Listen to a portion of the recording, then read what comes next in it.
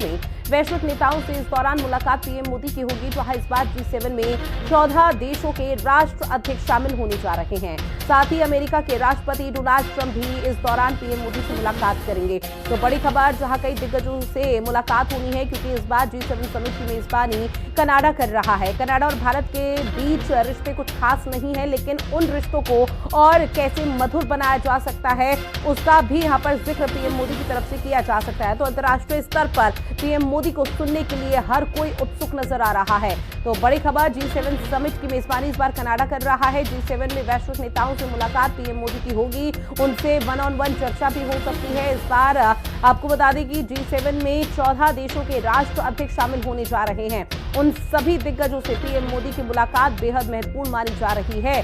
तो G7 में वैश्विक नेताओं से प्रधानमंत्री नरेंद्र मोदी की मुलाकात होनी है। कनाडा पहुंच चुके हैं पीएम मोदी, जहां G7 समिट में शिरकत प्रधानमंत्री करते हुए नजर आएंगे। तो G7 में बैठक के लिए पीएम मोदी इस वक्त कनाडा में है। तो बड़ी खबर लगातार आप तक साझा कर रहे हैं प्रधानमंत्री नरेंद्र मोदी के 5 दिनों के 3 देशों के दौरे को लेकर। जब सरप्राइज पहुंचे थे तो उस दौरान भी बेहद खूबसूरत तस्वीरें सामने आई थी। अब चूंकि पीएम मोदी कनाडा में है, तो G7 समिट में शिरकत करेंगे और विश्व स्तर पर भारत के पक्ष की और भी मजबूत करते हुए पीएम मोदी नजर आने वाले हैं।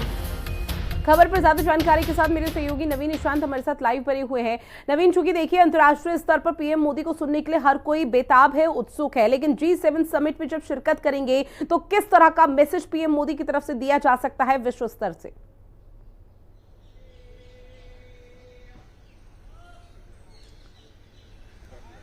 देखिए, G7 में शामिल होने के लिए प्रधानमंत्री नरेंद्र मोदी कनाडा पहुंच चुके हैं और G7 की जो बैठक है वो काफी अहम मानी जा रही है, क्योंकि भारत इसमें आतंकवाद के प्रति जो अपना रुख है वो स्पष्ट करेगा। क्योंकि प्रधानमंत्री मोदी जब विदेश यात्रा पर जा रहे थे तो उनका एक मैसेज आया था कि आतंकवाद के प्रति जो भारत का संदेश है वो दुनिया तक पहुंचाने का समय आ चुका है। और यही शायद वजह है कि G7 जो काफी शक्तिशाली ग्रुप भी माना जाता है, उसमें जब प्रधानमंत्री नरेंद्र मोदी शिरकत कर रहे हैं तो निश्चित तौर पर जो आतंकवाद भारत के पड़ोसी देशों द्वारा लगातार भारत के प्रति अपनाया जा रहा है, उसका जो विरोध है वो प्रधानमंत्री नरेंद्र मोदी द्वारा किया जाएगा। इसके साथ ही साथ जो ईरान और इजरायल के बीच जो युद्ध अभी के समय चल रहा है, उस पर भी G7 की बैठक में चर्चा की जाएगी, क्योंकि G7 में तमाम जो शक्तिशाली देश हैं उनके प्रतिनिधि वहां पर मौजूद हैं। और ऐसे में ये एक उचित समय होगा कि भारत आतंक के प्रति जो अपना स्टैंड है वो क्लियर करे, क्योंकि पिछले कुछ दिनों से जो तमाम डेलीगेशन थे वो भी दुनिया के अलग अलग मुल्कों में गए थे, देशों में गए थे, जहां भारत की जो बात थी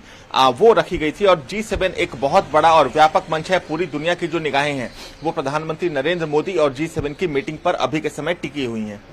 अब बिल्कुल नवीन, और चूंकि देखिए खालिस्तानी समर्थक कनाडा हमेशा से रहा है, पिछली सरकारों ने किस तरह से समर्थन किया और तमाम जो सियासतें वहां पर होती रही, जिसकी वजह से ये कहा जाता था कि भारत और कनाडा के बीच में जो संबंध है वो अच्छे नहीं है। लेकिन G समिट की इस बार मेजबानी कनाडा करने जा रहा है, तो क्या ये मानकर चला जाए कि भारत और कनाडा के बीच में जो अब रिश्ते हैं वो और मधुर होते हुए नजर आ सकते हैं आने वाले समय के लिए?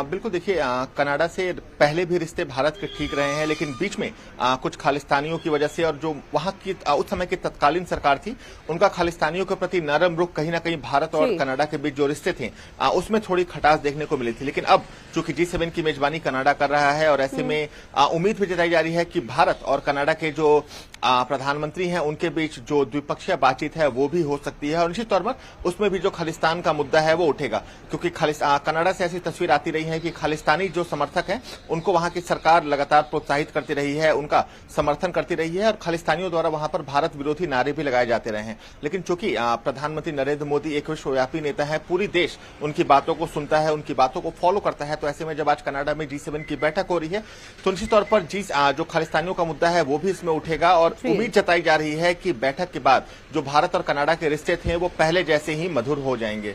ठीक है नवीन, जानकारी साझा की उसके लिए बहुत शुक्रिया आपका। इस बीच एक और बड़ी खबर, दिल्ली पुलिस की बड़ी कार्रवाई, जहां पर दिल्ली पुलिस को एक बहुत बड़ी सफलता हाथ लगी। भारत नगर थाना इलाके से 31 बांग्लादेशी गिरफ्तार किए